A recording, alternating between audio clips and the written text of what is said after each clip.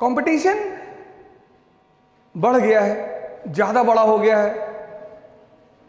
कितने सारे लोग हैं जो तैयारी कर रहे हैं, और कुछ लोग तो 5-5 साल 10-10 साल तैयारी करते हैं।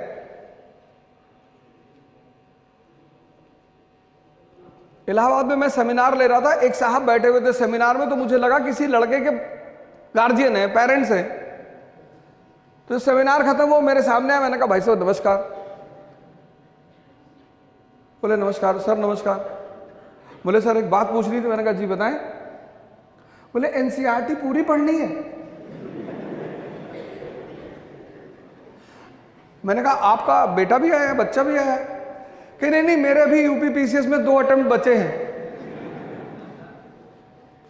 पाषाण काल से तैयारी कर रहे हैं।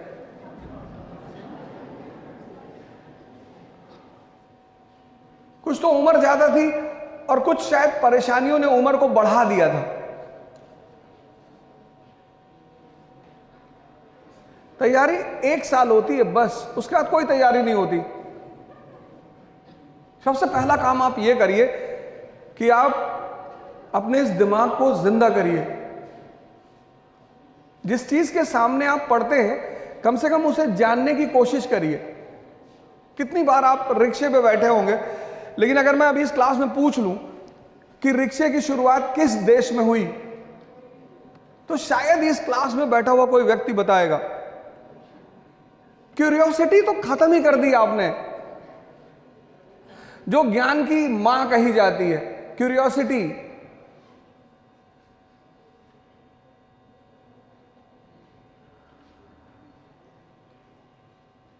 नहीं, इतना शांत होने की भी कोई जरूरत नहीं है, ऐसी भी कोई बड़ी बात नहीं है, छोटी छोटी बात। कोई भी देश महान बनेगा अगर उसका युवा महान होगा तो। 1853 में जापान गुलाम हुआ, 1853 में, और 1894 में एशिया का पावर बन गया। पता है क्यों? युवाओं की वजह से और वहां के शिक्षकों की वजह से। मैंने अभी भारत सरकार को एक रिक्वेस्ट पत्र भेजा है, रिक्वेस्ट किया है कि इस देश के शिक्षकों को वीआईपी का दर्जा दिया जाए। शिक्षक को, और सरकारी, हम लोग तो प्राइवेट वाले हैं, ज्यादा पैसा कमा रहे हैं। क्योंकि शिक्षक को अगर आप पैसा नहीं दे सकते तो भी उसे फर्क नहीं पड़ता, सम्मान दीजिए। उसकी सबसे बड़ी भूख है सम्मान की। मैं अभी आपके गुरुजनों के साथ ऑफिस में बैठा था, तो मैं बता रहा था जापान के बारे में कि अगर वहां पे मॉल में टीचर मौजूद है और लाइन है और वो अपना कार्ड शो करता है, तो सारे लोग उस आदमी को आगे करेंगे और रास्ता देंगे।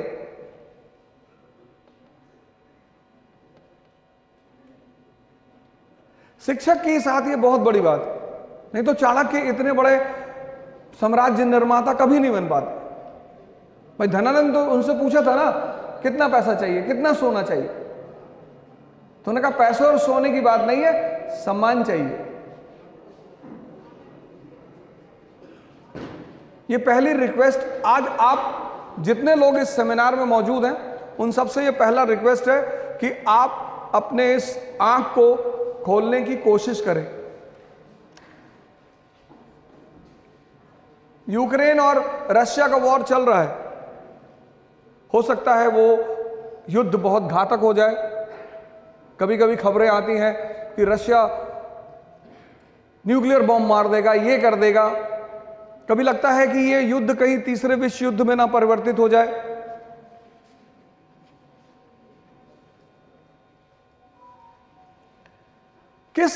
रशिया की किस नीति की वजह से चल रहा है? आप हाथ उठा के बता दीजिए, कोई बात नहीं, आपको पता हो तो आप बता दीजिए।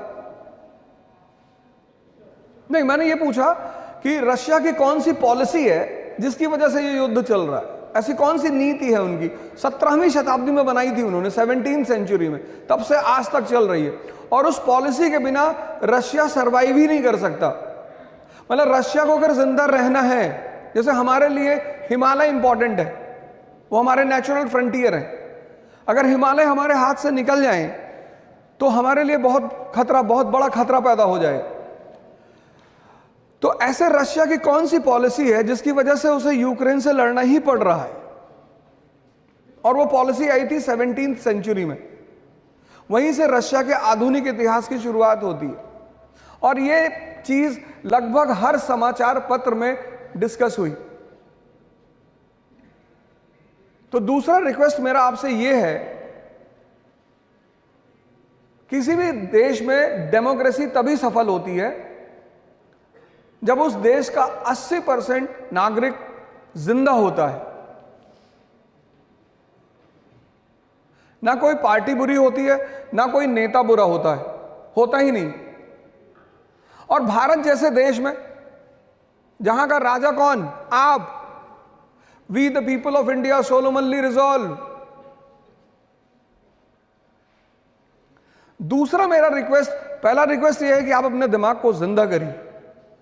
वो आंसर सही था कि पहला जो एफिलिएशन था वो बॉम्बे से था, पहला एफिलिएशन इस कॉलेज का बॉम्बे से था, दूसरा हुआ इलाहाबाद से। वो आंसर सही था। उस पॉलिसी का नाम है warm water policy. Warm water, warm, गर्म जल नीति। एक्चुअली रूस को अपने अस्तित्व को बचाए रखने के लिए 2 सागरों पे कब्जा रखना पड़ेगा, एक बाल्टिक पे, एक ब्लैक पे। बाल्टिक उसका दरवाजा है यूरोप में जाने के लिए, और ब्लैक उसका दरवाजा है सिल्क रूट पे आने के लिए एशिया में। क्रीमिया जो है वो उसका ऑइसोफेगस है, फूड पाइप। अगर किसी मनुष्य की फूड पाइप निकाल ली जाए तो क्या वो जिंदा रहेगा? नहीं। तो अगर क्रीमिया रशिया से ले लिया जाएगा तो रशिया खत्म। कैसे? फूड पाइप कैसे? उसका सारा ऑयल, नेचुरल गैस सारा उसी रास्ते से निकलता है। दूसरा मेरा आपसे रिक्वेस्ट यह है कि आप सभी लोग प्लीज न्यूज़पेपर पढ़ना शुरू करें। और सिर्फ पढ़ना नहीं, इतना बड़ा कॉलेज है, आप इतने सारे स्टूडेंट्स हैं, न्यूज़पेपर पढ़ने का एक सबसे अच्छा तरीका, आप जब कभी, आप में से बहुत सारे लोग आईएएस की तैयारी करने आएंगे या हो सकता कर ही रहे हो, आईएएस वो बनेगा अब जिसका न्यूज़पेपर पर कमांड होगा।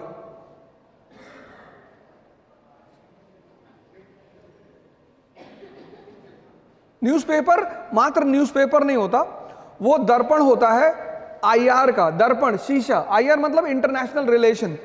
वो दर्पण होता है समाज का। कन्या विद्या धन योजना सरकार लेकर आई, तो अब उस योजना का उद्देश्य सरकार को किसको बताना है? जनता को। जनता और सरकार के बीच में कौन मीडिएटर है? प्रेस। इसीलिए डेमोक्रेसी का जो चौथा स्तंभ है वो है प्रेस। और जिस देश में प्रेस की स्थिति मजबूत होगी और जनता जागरूक होगी, वो पता करेगी कि हमारा राजा, हमारा प्रतिनिधि, राजा नहीं, हमारा प्रतिनिधि हमारे लिए क्या कर रहा है। आपने अपने नौकर को 100 रुपए दिया कि जाओ बाजार से सब्जी ले आओ, तो जब वो लौट कर आया तो आप हिसाब मांगेंगे ना।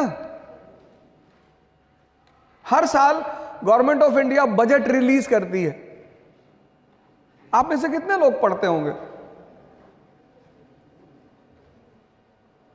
बजट मतलब सरकार आपको यह बता, क्योंकि आप राजा हैं तो सरकार आपको यह बताती कि आप पैसा खर्चा कहां कर रहे हो, आपका जो पैसा है, आपका जो टैक्स है वो जा कहां रहा है, किन मदों पे खर्चा हो रहा है। न्यूज़पेपर पढ़ना शुरू करिए। पहले बात तो अपने दिमाग को जिंदा करिए, फाइंड आउट करिए। बहुत सारे लोग आप कंपटीशन की तैयारी करेंगे, वो तैयारी एक दिन की नहीं है। कोचिंग तो तैयारी का एक बहुत छोटा हिस्सा है, बहुत छोटा। कोचिंग का रोल कितना? 20%, उससे ज्यादा नहीं होता किसी भी कोचिंग का। किसी भी कोचिंग का जो रोल होता है वो 20% होता है। आज तो मतलब ऐसा लग रहा है कि सब कुछ कोचिंग ही कराएगी, इसलिए जो 90% कोचिंग के भरोसे जाते हैं वो बैठे ही रहते हैं। सिर्फ 20% रोल कोचिंग का होता है। वो कौन सा रोल होता है?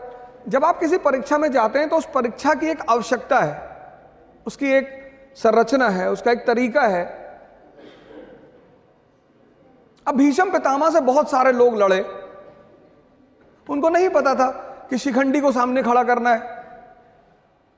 अगर उनको पता होता तो वो भी हरा देते भीष्म पितामह को। अब रावण से बहुत लोग लड़े, उनको नहीं पता था कि मारना कहां है। अगर एक बच्चे को पता होता कि रावण की जान नाभि में है, डाल के घुमा देता। किसी परीक्षा का एक अप्रोच होता है। आईएएस में प्रीलिम्स क्या है, मेंस क्या है, इंटरव्यू क्या है, कोचिंग आपको इस पैरामीटर पे पढ़ाती है। बस पहला काम ये करती है। दूसरा जो सबसे बड़ा काम करती है, जो उसका सबसे इंपॉर्टेंट काम है, वो है आपको 1 साल डिसिप्लिन में रख के तैयारी कराती है।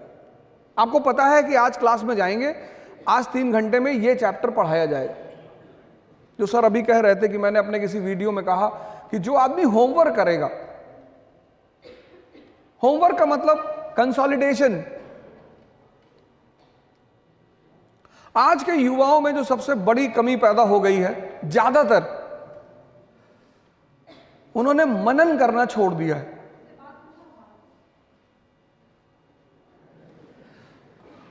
मनन और अध्ययन मनन के बिना निरर्थक है।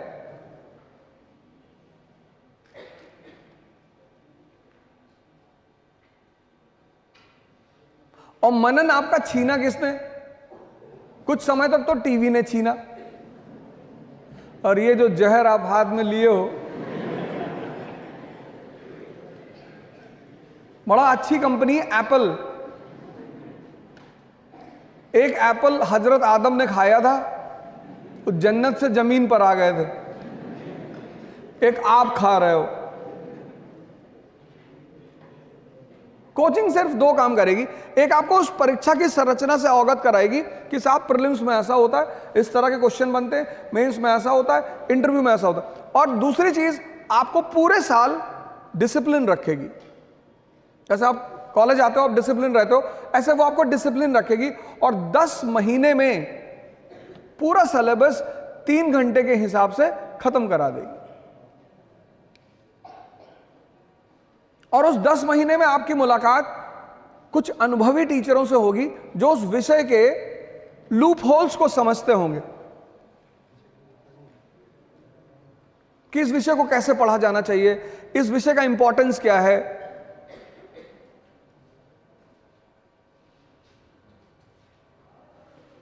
न्यूज़पेपर पढ़ना शुरू करिए, ग्रुप बनाइए यहां पर।